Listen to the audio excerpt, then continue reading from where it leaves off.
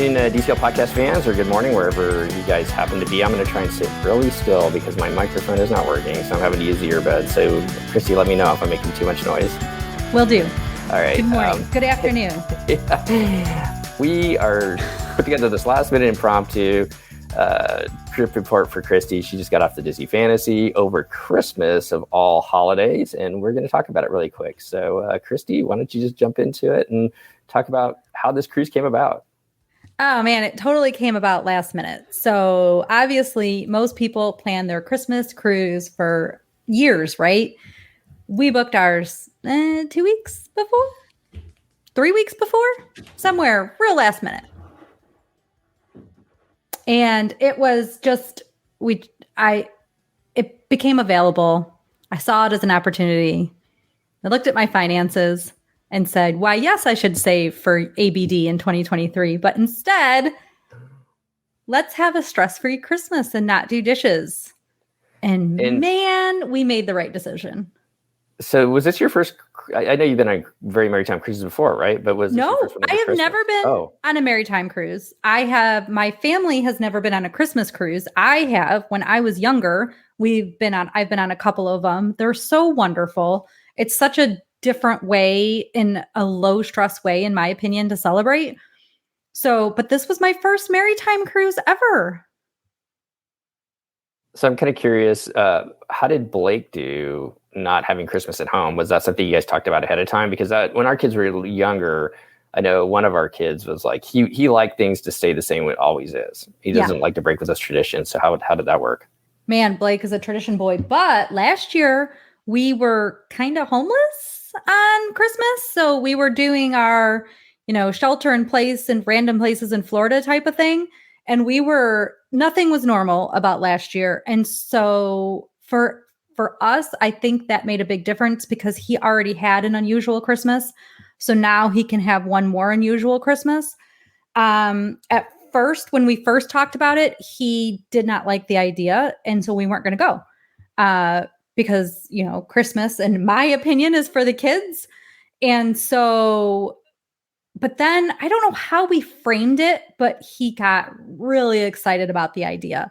And so we basically said, and obviously different families, they might just say, this is our family vacation. But for us, this wasn't something we had planned. It literally was last minute. So we wanted his expectations to be understood. And that is why we gave him a say. But I don't know how we worded it. It must have had something to do with the kids club because he loves the kids club so much. And just a whole week on the fantasy with the Christmas decorations, we were talking about something and just how magical Disney Christmas decorations are. And that got us all excited about it. And then we explained that we could do a mini Christmas on the cruise ship, but that we would come back to our house because we would be coming back on the 26th, so the day after, and basically do our family's Christmas when we got home. And we did that. And it was like the Christmas portion all turned out really beautifully and perfectly. That sounds like so much fun. I feel like it's nice of you to include Blake in your traditional family decision-making process around Christmas, but it's also nice for you not to have to cook and clean and get the house all perfect and ready. Did you end up having to cook and clean and get the house all perfect and ready on the 26th? We didn't do any cooking on the 26th. Like, I think my son had eggs at one point for one meal. And so I think I made him eggs, but we got carry out for dinner, and lunch was some random food we had in this house. And so super easy. We didn't really do a Christmas dinner, but we did our whole, opening presents and spending time together and playing with Blake's toys and things like that. So. So speaking of the Christmas decorations, you've had that opportunity to go around the parks and stuff like that. How did the fantasy look at Christmas time? Oh, man. The fantasy is amazing. Steve, from your cruise, and I am so sorry because there are garbage trucks outside and we are live, so we cannot edit them out. I really apologize about that. I don't even know if it's coming in, but it was definitely distracting me. So the fantasies decorations, I was like, it's a ship. How decorated can it possibly look? Oh my God. And then you even forget, like we were at Palo and then we turn around because we were at a booth in Palo and there was a beautiful wreath, like picture decoration behind our heads in this booth. It's just like these random things. In Cabanas, they had in each of the pillars, they had a beautiful wreath like around every pillar in Cabanas. So it was like, it wasn't like at the Magic Kingdom where the decorations were just on Main Street. It wasn't just the atrium. It was throughout the ship. And it wasn't a huge, like there weren't Christmas lights everywhere around the ship. There were a bunch of little trees all around the ship, which was super cute. But man, they outdid themselves. And in fact, when sometime during this cruise, I was like, I need to do a maritime cruise every year, totally getting into the spirit. And I was super happy that I do have one booked on the Wish next year, not over Christmas, which I'm not sad about because there is something to be said, right, about waking up in your own house on Christmas Day.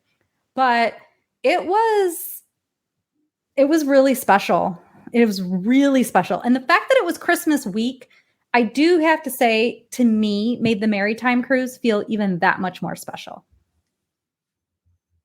Speaking of the Disney Wish, Chris, I believe the Star Wars lounge is going to be off of the lobby or fairly close to the lobby. Am I correct on that?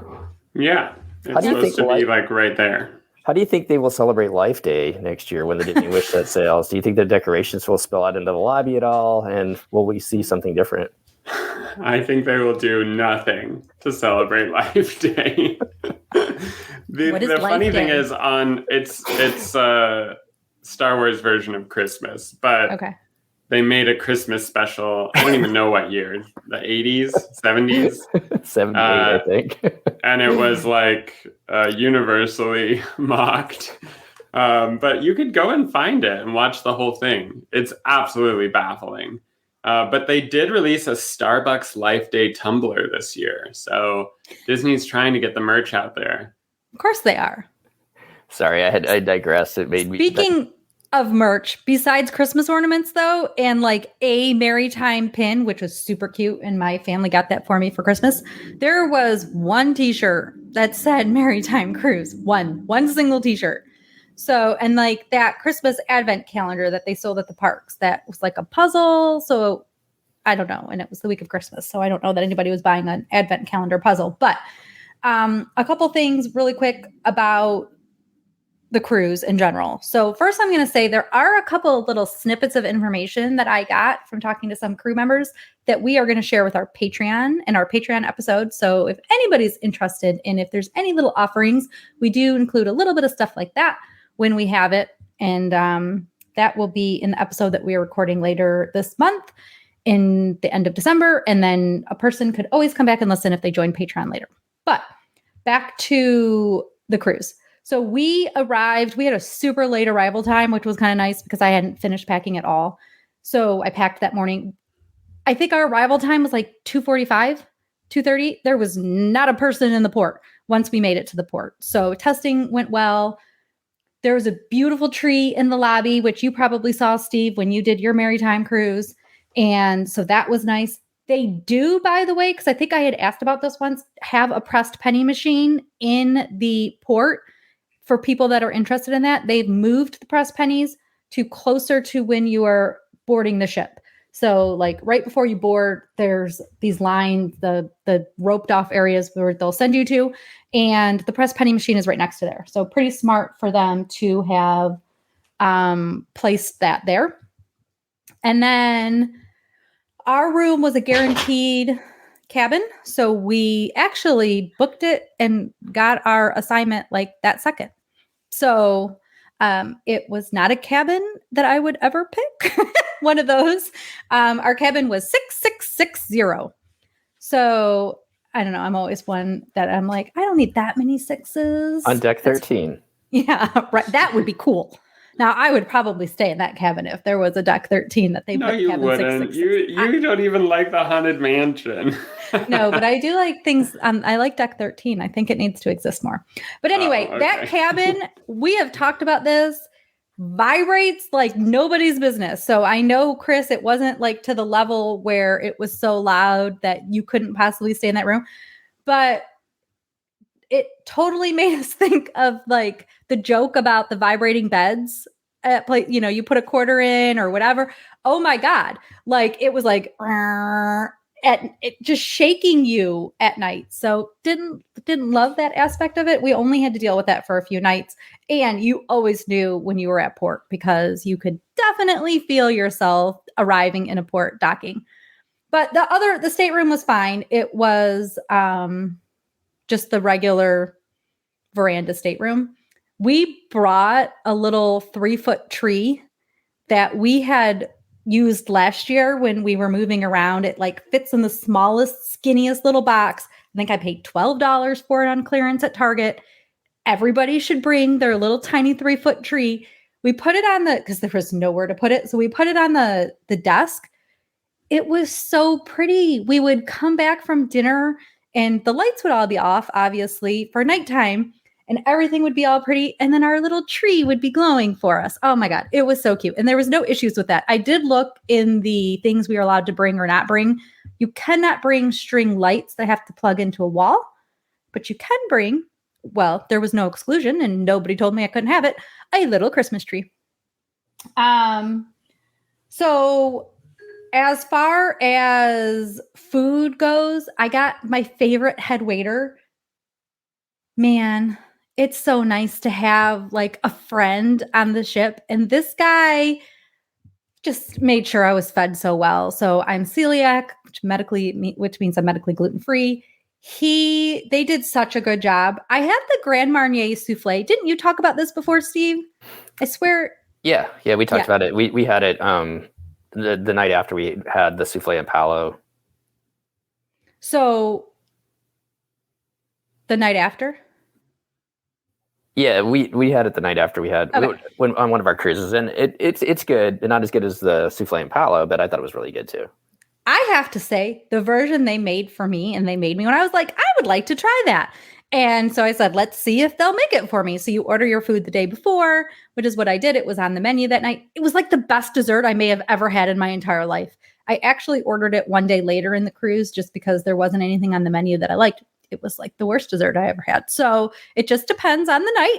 Order it on the night that they are making that dessert in general, and maybe it'll be better. But oh God, it was so good. So anyway, our dining was really good. Hey, could I just interject something real quick? Yeah. So it sounds like Chris has to go in about 10 minutes. Chris, do you have any questions that you want to ask or things that you want to cover before you have to go? Well, I like dining. You didn't do any specialty dining? We did palo for dinner and brunch. Ooh, you doubled the specialty dining. Do you like the new a la carte? I mean, I wouldn't choose the a la carte. And in my survey, because they did send me a survey and they asked about what I thought of the value and the choices and the a la carte and the menu and da-da-da, they need to give more choices, in my opinion, in the prefix menu. So palo dinner has a prefix now or an a la carte, and you can choose like one of the two appetizers, one of the two salads, your entree, and your dessert. So it's still a ton of food. It bugs me that they used to give you included in your price the antipasti course, which was amazing and wonderful. And now they charge you like $22 for it, which just feels like a lot of money when it used to be included. And when the rest of the prices for the a la carte items are really inexpensive. So like, I just feel like they didn't think that through, but our meals were incredible. So we really enjoyed it. What we ended up doing is, because we're platinum, we get our palo included. We decided, because we didn't spend the $90 on the dinner portion the first night, because Dave orders off of the a la carte menu so we can have a bigger steak. And then I don't need 2 salads because I order the first course appetizer. You either get that calamari or the caprese salad. I get the caprese salad. The next course is a salad course. I just give Dave my salad. So that's how we order it. And then we each have an entree. We split a dessert. We split the dessert this time, and it was plenty of food and it was perfect. But I really think that the antipasti course should be like one of the choices. So that's just me being irritated by them nickel and diming me, especially when during palo brunch, there's an antipasti plate you can pick. So they know how to make it a little cute plate. And you can pick as many things at brunch as you want. So the brunch, honestly, in my opinion, is still a great value. The only real flaw of brunch is that there's steak. And I got to talk to an officer who just happened to like come by our table while we were waiting to get the bill. Dave had to leave for brunch to go get Blake at that point, like our kids club slot had ended. And so he went to get him. I was waiting for our bill. And then I got to talk to this officer. And I was so excited that I got to tell her that this sirloin, they didn't just stop selling it in Palo. It is kind of garbage. Like they can never cook it right. It's too thin. It is as thick as my hand. If that even. And you can't, how do you cook that medium rare or rare? You can't. You just wouldn't be able to, whatever. It was like flavorless. The steak should be a part of Palo brunch and they just don't have a good offering. So I would just tell people probably don't even waste your belly space on that. Dave said if it's that way on the menu in the future, he's not going to order it. But it was so good. And I ate so much food. I will also just tell our listeners, if you are celiac or gluten-free right now on the Fantasy, you cannot get a waffle at brunch because they do not have a waffle maker for you, which was a little bit of a bummer, but not a big deal. They would have made me pancakes. So somebody had asked about that when I made a post. So I thought I would just tell you. So quick question. How full was your ship, would you say? Do you know? 21 or 2,200 people. So a little bit less than half. Mm-hmm. So you, in booking it last minute like that, you're still able to get Palo brunch. I was not able to get Palo brunch until I got on the ship. Okay. So I would tell our listeners, if you want it, especially if you have a week-long cruise, go up to Palo. I think when you first get on too, there is a place that you could add yourself to wait lists. We were on so late that by then we just had to wait for Palo people the hostess to show up at 4:30. So I like ran up at 4:30. And I think, did I text you guys this? That we went through our menu and we were going through all the menus because we were trying to confirm our Palo dinner night.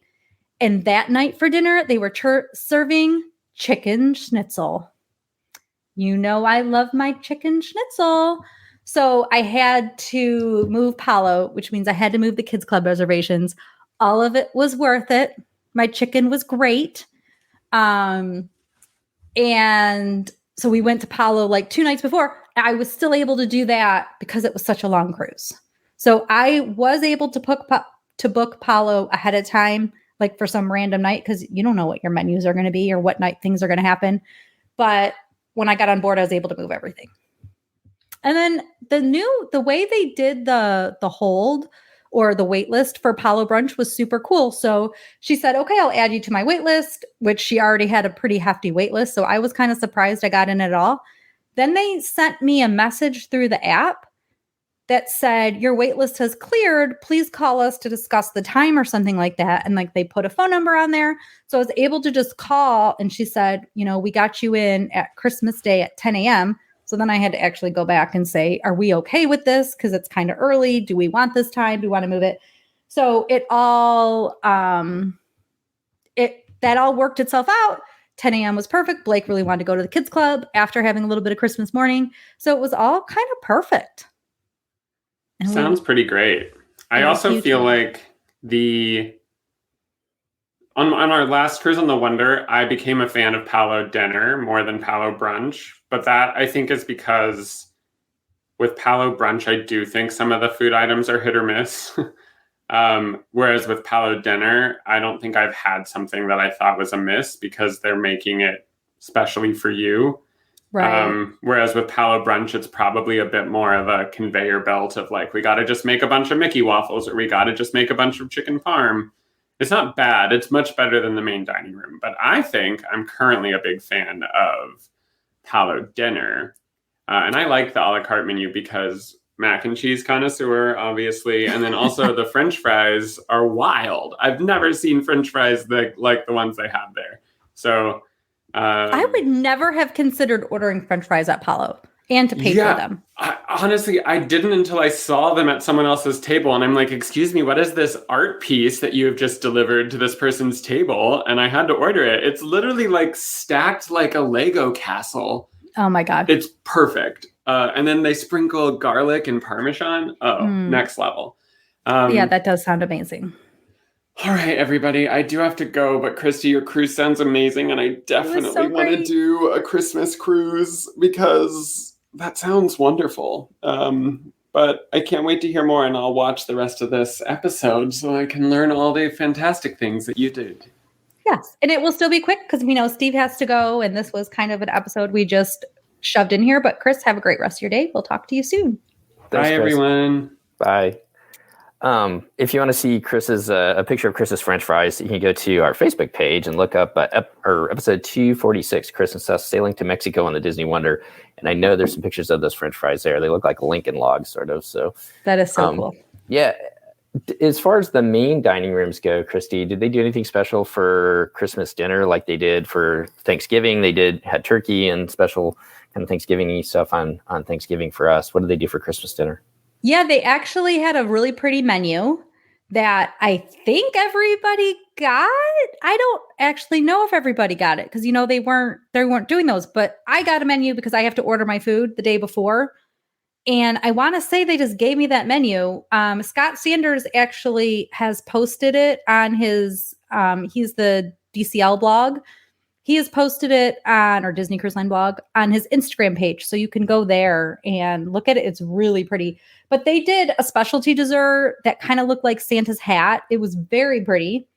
Didn't like it at all because that was also the gluten-free option. And really, it just might be that that cherry taste I don't love, whatever. It was not my favorite dessert, but it was gorgeous and it was so cute with this little Santa hat. Really cute, really pretty, really well done. But there were some really nice choices. They actually had turkey again. They also had ham. You could order kind of as much as you wanted, as usual.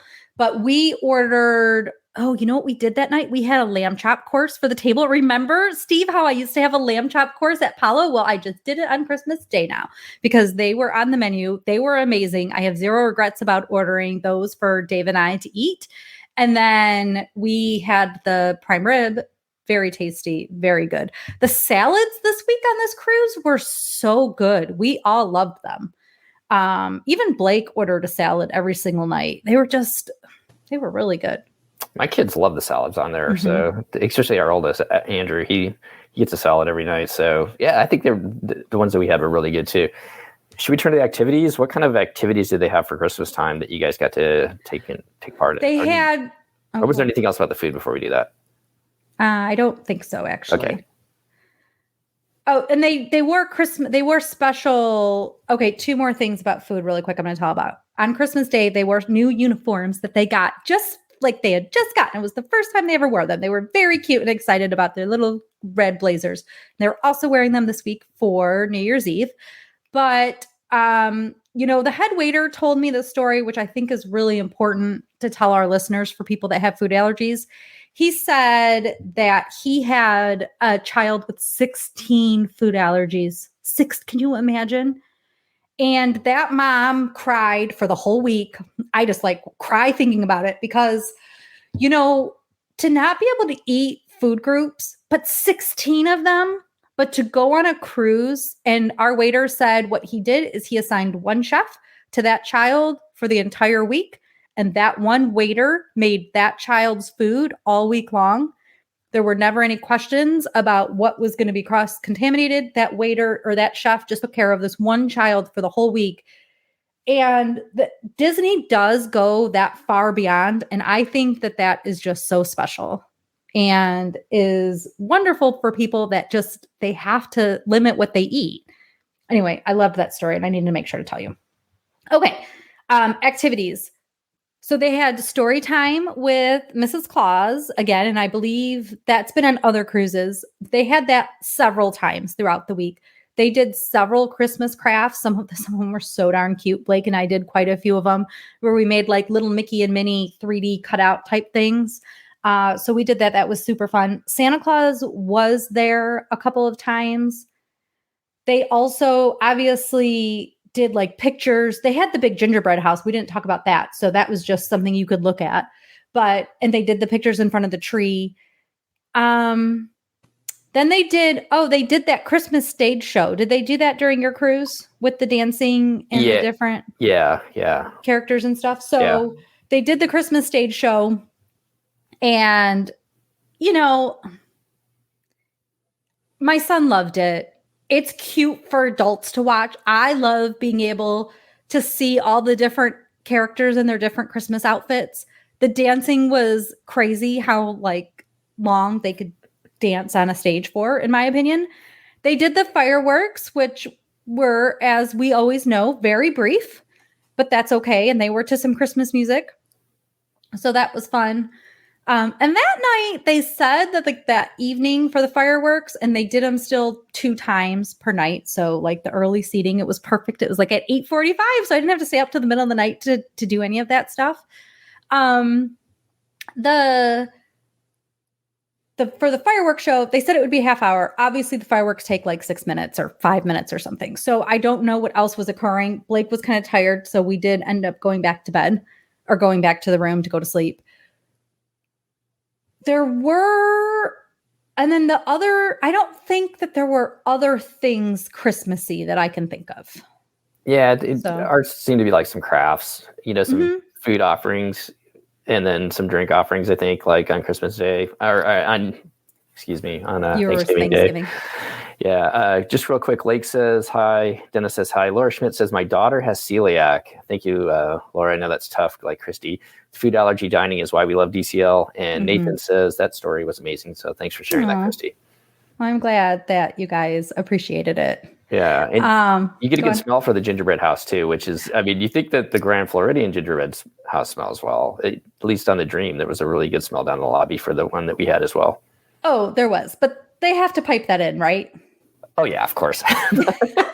Because I don't think the gingerbread is that strong. No. It's definitely piped in. So it's like when you walk by Cinnabon in the mall, Yeah. I think there's like some piping in there somewhere. But I never considered that. Of course there is. Yeah, and it's amazing. It smells to me. No offense to anybody who loves Cinnabon.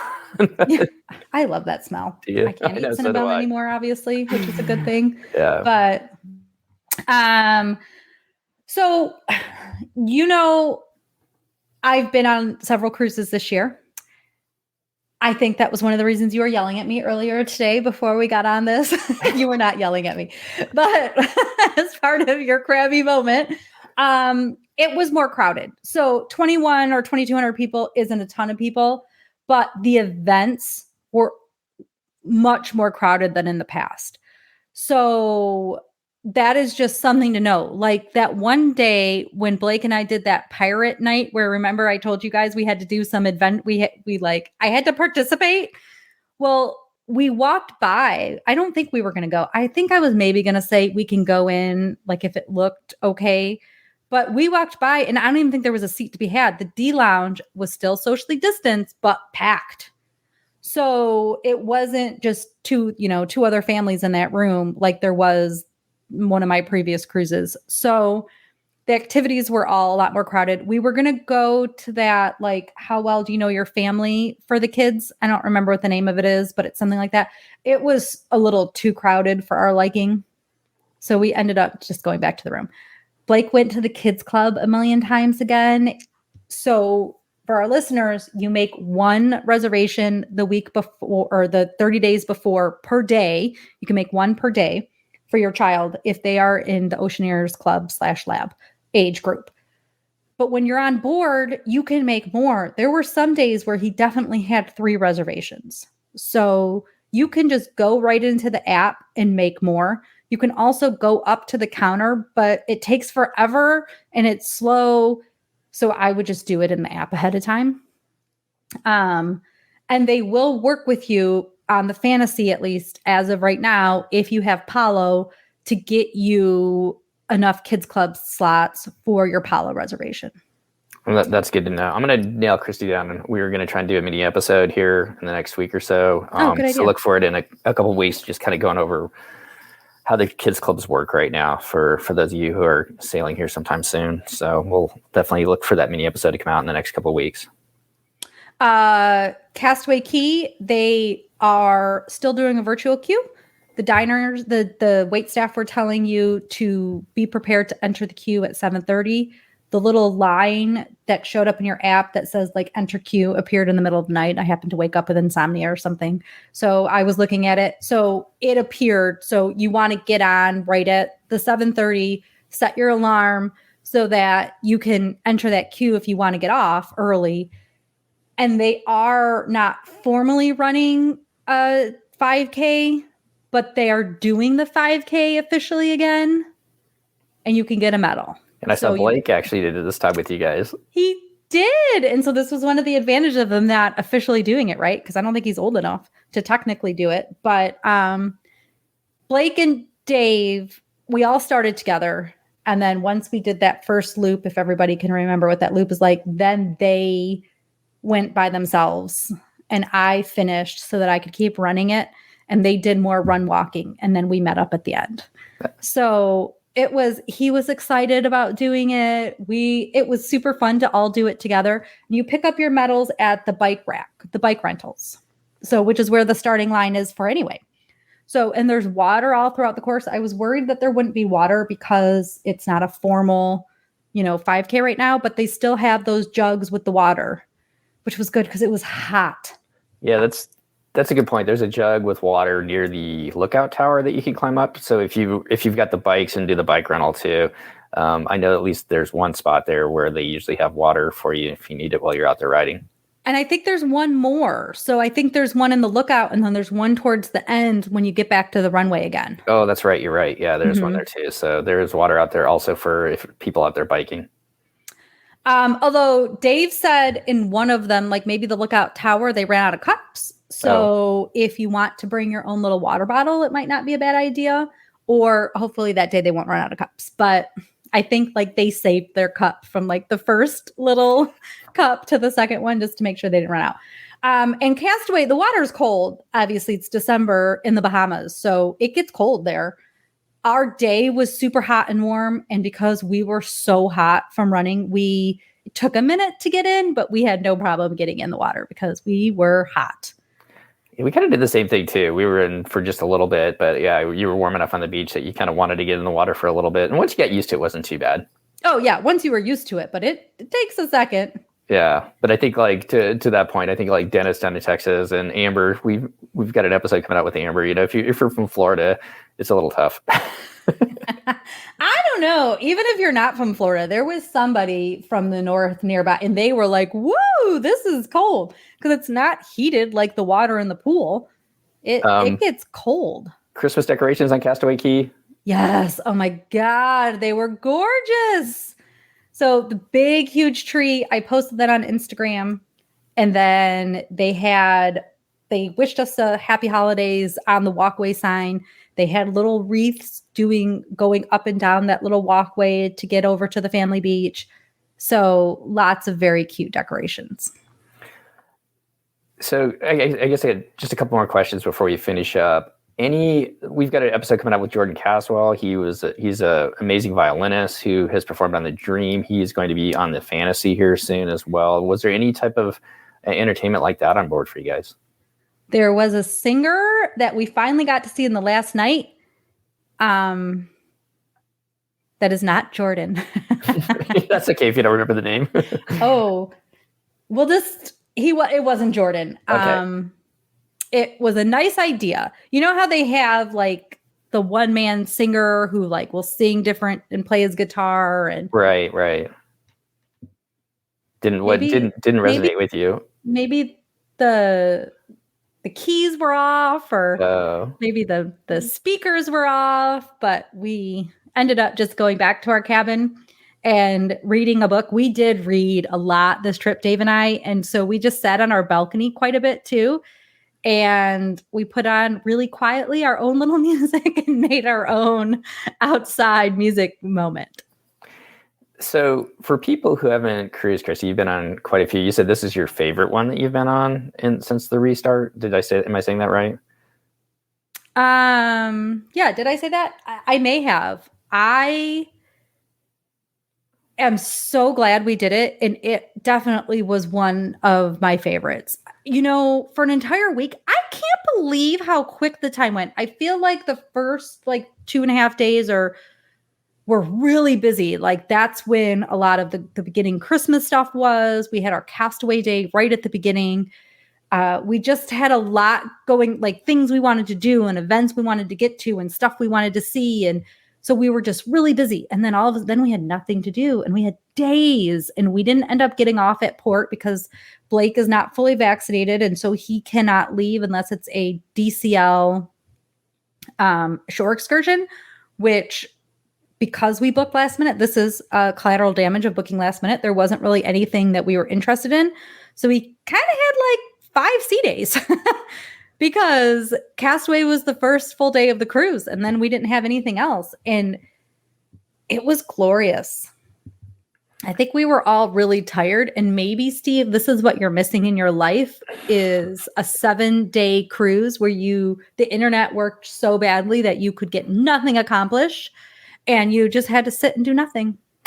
Yeah, it was a little cranky. There's just been so many things kind of crammed together, trying to make everything happen with family, friends, work. Traveled a lot too. Yeah. And that's hard. It is not stopping. Right. All these people want to go somewhere. What is going on with this? Anyways, no, I'm glad people are out traveling again. So I guess what I was going to ask was, what advice would you give people that want to go on a very maritime cruise that may be thinking about booking it next year? Because we've heard like, from Halloween and maybe at Christmas times in some ways, they expected maybe there would be more things or maybe more offerings, like maybe, the story time with Santa and Mrs. Claus is only offered once. So you really got to make sure that you do that. I'm not sure if that was the same with you on the Fantasy, but it was offered 3 times. Okay. So longer cruise, more times. 3 times, at least 3 times story time with Mrs. Claus. So that was a good, there were more options. The only real thing that was different that I can think of, because there were Christmas crafts, which is an important, lots of people like to do that kind of stuff. The only thing that I think was missing was decorating the gingerbread house. Yeah. And we actually bought one at Target, a really small one, a few weeks before the cruise. I don't even think I had the cruise booked when I bought it. And I just brought that and we did it in the cabin. That's kind of cool. Then, just something else to keep for the listeners in mind. We also brought a board game. We just took it out of the box and put it in our luggage. We brought some card stuff just in case, because this was a pretty long cruise, in case we got quarantined. It's a real concern that people should have. So you should bring toys for your children if you have toy playing aged children, and bring something to do because you might spend a lot of time in your cabin, which we were prepared for, and we didn't have any issues with that. But obviously it was something to be concerned about. And have we talked about this? They did test my son. Oh, we did with Amber, which hasn't been released yet, but we did have to get a COVID test for my son on Christmas Day, actually. Oh, Christmas COVID test for disembarking. So it was a very simple process. They left us a note that said, we're going to be in your cabin between 8:15 and 9. Please take the do not disturb sign off and be prepared. I guess my only thing I didn't love about it is they didn't really give you an option of the time. Like, what if you sleep in, or what if you want to eat breakfast, or any of those things. And then it was the same little at-home swab test that we all take. You just, the same 15-minute test, and literally the same test with the little drops, and you shove the thing in the cardboard and stick it together. So whatever, it was super simple. The people were super nice that did it as well. So that's for cruises 5 days or longer that you have to do that? Okay. So unvaccinated, 5 days or longer, you have to do the test. Yes. Okay. So that's going to change, obviously, January 13th, or? No, well, yeah, but there'll still be unvaccinated children. There'll still be kids under the age of 5 that'll be unvaccinated that have to take the test. And to your point, too, as will come out in Amber's when we get out in the next couple of weeks, I think they were there at 7:15 or something. It was super early in the morning. Hers was earlier. Mine was after 8. Yeah, so they were knocking at the door as soon as they could. So just be prepared for that, I guess. Yeah, and it really was. I think they were we'll be there between 8:15 and 9, and I think at 8:15 they were in our cabin. Right. So I guess so let's go back. What advice would you give people that are traveling on a very maritime cruise or thinking about booking a very maritime cruise for 2022? Oh, I would do it. I mean, it really was so magical and so Christmassy. And if you like that kind of thing, like even every time you'd walk past the lobby, the tree was twinkling all the time. That is just such a magical thing. And so if you like Christmas, I would definitely consider, I guess if you like Christmas decorations, right? If you like that kind of holiday stuff, there is going to be Christmas music. But what was great is it wasn't Christmas music every second of the day. Like sometimes it was other songs. And then I think they switched to Christmas at nighttime. And so I loved that too. Like, I would book it. I would book it early if you are more flexible with your schedule. Like right now, the Wish has a cruise those days right before Christmas where you get done on the 23rd. Because not everybody's going to be off school. I think that one's going to be, well, it is less expensive than obviously going on Christmas. And then know that just right after Christmas, unfortunately, they take the decorations down. Like that was a little bit jarring and shocking. We saw pictures. So we got back on the 26th, and by that afternoon, they had undecorated the ship. So, which I don't know why they do that. Why don't they just leave it on for New Year's? That's a good point. Chris in the concierge is sailing, and he sent me some pictures yesterday, and that the Christmas decorations are already down. He said the same thing. Like in the parks, they've got them up through New Year's. Right. So, yeah. And aren't some of them up through marathon weekend sometimes? Well, in the past, like the castle was still decorated when they had what are those called? The magic lights? Oh, the twinkly lights or whatever. Yeah, the twinkly lights. So that like when you ran through in the morning, and I think they took them down pretty quick after that. We got a couple more comments before we get out of here. Holly says, everyone should do a Very Merry Time cruise. We loved ours, and we didn't even have any kids with us. And Laura's got a question. Christy, do you know, I don't think I've heard anything about this, but do you know when the Small World Nursery will reopen? Any word on the street? I haven't heard anything. My guess is that they're going to wait until COVID is less of a thing or until babies can be vaccinated.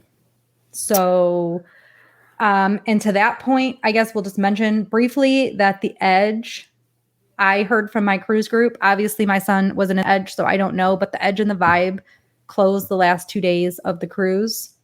And I do know this is now 2 days later that they're still closed. But there is some discussion about them reopening. So just know too, for this isn't evergreen for maritime cruises, but as it relates right now to COVID, sometimes stuff has to close. And without getting too deep into it, I think with like the Omicron virus right now, it's just spreading so rapidly. I know it's having an impact on our company as far as people getting sick and that have not been sick in the airline industry. So it's definitely and cancellations. Yeah. Just even who can be available or who needs to quarantine, things like that. Because the quarantine time is less, that might actually be better for even cruising, but it does mean there's going to be more COVID spread before there's less. And so I think once we move through this cycle, maybe it'll open up after that. January, mid-January, I think is where I've heard them targeting where the Omicron supposedly peaks. But we are not experts, and obviously we know nothing about anything related to this. We will definitely say the same thing. I think that we've said all along. If you feel comfortable cruising, we felt comfortable being out there on the ocean, having a really good time with Disney Cruise Line. And I think for the most part, people are wearing their masks indoors. We're not going to make this into a mask discussion whatsoever. However, more masks were worn on my cruise than have been worn on any other cruise before this one. So it was very masked up cruise. Yeah, but if you do feel uncomfortable, then Disney Cruise Line does have some pretty good policies to allow you to change your cruise or work with Disney Cruise Line or your travel agent to come up with a solution if you're not feeling comfortable with this latest surge right now. And there's no shame whatsoever in pushing that vacation off if you need to. Yep, I agree completely. But I guess the only thing I would say about our Very Merry Time cruise, which we haven't really talked about, is just the fact that, like what you're saying, Christy, with the decorations and just the people like being dressed up for Christmas. I've heard some discussion where people say there's not enough Christmas activities on board, but I think just the atmosphere really put us in the mood. and we really appreciated that, and we loved it. Just some of the people watching in front of the Christmas tree, getting their pictures taken, just like it made our hearts warm seeing. Oh, for sure. And people definitely, for those that want to do this, dressed up in their Christmas jammies on Christmas Day, walking around, and on Christmas Eve, all in their little matching jammies. It was pretty cute. And like some got really dressed up, which was adorable as well. I want to circle back one last thing too about the fireworks. So they do the fireworks and then they do a dance party afterwards. I think that's maybe why they have the 30 minutes, why they say it's 30 minutes. And I may have said this on a different show already, but there was a family, and this guy was huge. And I don't mean like in a bad way whatsoever. He was just like a very tall guy, 6'5" or something like that. And he was decked out in his Christmas pajamas. He was with his son that was like about 2, and then their baby, and then his wife. And they were just having the time of their life in front of that dance party. And we just had a blast watching them. It was like, I saw him the next day in front of the tree, and I was like, you know what, dude, you made our family's night. Watching you guys and how happy you were up there. So special times to be on board. And lots of people like really get into it, because during our Christmas dance party where the characters were dancing, there was like the MC of the night. He moved the entire half hour. I mean, props to this guy that he could sing and dance at the same time and still not be out of breath for an entire half hour with the characters. And then there was a family. They sort of looked like they were like doing a Zumba or something. Zumba. They were all doing all the moves that the characters were doing, and there was like 6 of them all in their matching t-shirts. So it was pretty cute. But there were a lot of families that really got into it as well. So that was fun. Per usual, we went up a floor to deck 12. That's where we like to watch when possible, to like look down and get a little bit closer to the side of the stage. So we were up there kind of hanging out. And then let me just say, I apologize, because I knew we were going live, which means you weren't going to edit it, but I did not think you were airing us live necessarily. And I might not be in my live best. Well, look at me. I'm in a hotel room in Phoenix. Yeah. So you have an excuse. Yeah. I do not. I am showered at least. I ran today too, Steve, just like you did, because this 10K is approaching real fast. It is. Marathon weekend is coming. Oh, so. I ran on deck 4. So I did the 5K, and then I ran one other day on deck 4. And then just as a reminder to all of our listeners, they do almost always cut off part of your deck on port days. And I wanted to run on a port day because it was going to be less windy. And so you run in like partial circles where you run back and forth the whole way, because they're always doing a drill on part of your deck. And I never seem to get up there in time before they close off part of the deck, because you could get out there early enough and it's not closed, but I never seem to make it there. Yeah, I don't know when that cutoff is. They were doing they had one of the lifeboats out in the water on our, I think it was in the Bahamas when we were in Nassau. So that was kind of fun watching them tool around in that. So I guess before we get out of here, Christy, let's talk about one other thing. Disney Cruise Line added a 50% off of, 50% off of down payments? Deposit. Right now? Deposit. Yeah. So could you cover that really quick for anybody who's thinking about maybe booking sometime soon? Sure. Didn't know we were doing that. Put you on the spot there. I know. I don't actually even really know the fine print. I feel like it's 50% now through maybe February or something like that. So if you were thinking of putting a deposit down for a cruise that is available to be booked right now, it is 50% off. Your balance is due on the day you booked. I did get that email during my cruise, but because of this amazing Disney internet, I didn't get to look at it that closely. Let's try to pick it up. You're finishing talking before I could pull it up, so that's okay. But just be aware just reach out. You can reach out to me if you're interested. I'll tell you. I can very easily, obviously, look up the information. It's been a little bit crazy this week, but that's not a problem. We can get you taken care of with that. Okay, I got the fine print. It says, book a magical Disney voyage by March 11th, 2022, and pay only half of your required deposit on the day you make your reservation. This offer is valid on any new reservation for select Disney cruises departing between June 18th, 2022 and May 31st, 2023. That does not require final payment at the time of booking. So if you're doing a guarantee, which we've talked about in the past, then you're going to have to do a full payment at that time. Mm-hmm. So, and I'm guessing that probably there's some cruises, some specialty cruises where they're not allowing you to do this, maybe possibly Europe or something like that, I suppose. some of those cruises, they may not let you do it. But if you're interested in doing it, reach out to Christy. Oh, and how can they get a hold of you?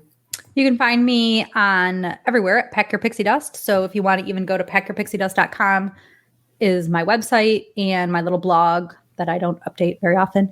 But we did do an article about everything included in Disney Cruise Line and more information about getting Kids Club reservations right now on Disney Cruise Line. So you can find both of those articles, but also in my About section has my contact information, including my phone number, so you guys can give us a call. So if you don't have a travel agent, Christy's a great agent to work with. You can reach out to her, or else reach out to your own travel agent as well. Help a small business. That's what we do with ours. We've got a travel agent which supports our schools. We've been working with her forever, and it's nice to support somebody with a small business. So I think we've said that enough times. All right, so just one more thing of business. We've got coming out later this week. We've got a dining show, a mini-sode that Chris and I did, talking about just how Manie Dining works. Christine and I will get the show out on the kids clubs, talking about kind of how they're working right now. And then we've got some fun shows coming up. We got Jordan Caswell, who is a violinist, amazing violinist. Get to hear his story, how he got into entertainment with Disney Cruise Line. And we've got a bunch of trip reports. And Christy, you have something to say? Well, and just about Jordan, he gives us because he was an entertainer on Disney Cruise Line, but was contract. So he got to come on and kind of tell us what it's like to be on that ship for as many months as he was. He was like 4 months, I believe. And so we got a little bit, it was fun. He was a fun person to talk to. Oh, definitely. All right. Well, as we get out of here, thanks so much for joining us on our little impromptu episode. Christy, I'm sorry that this isn't a formal one for you, which we are lacking in sometimes lately.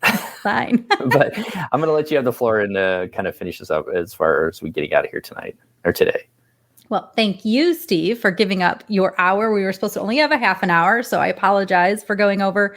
But, you know, everyone, this really was, my family just keeps saying, what a magical cruise we had. What a magical time. I can't believe a week flew by.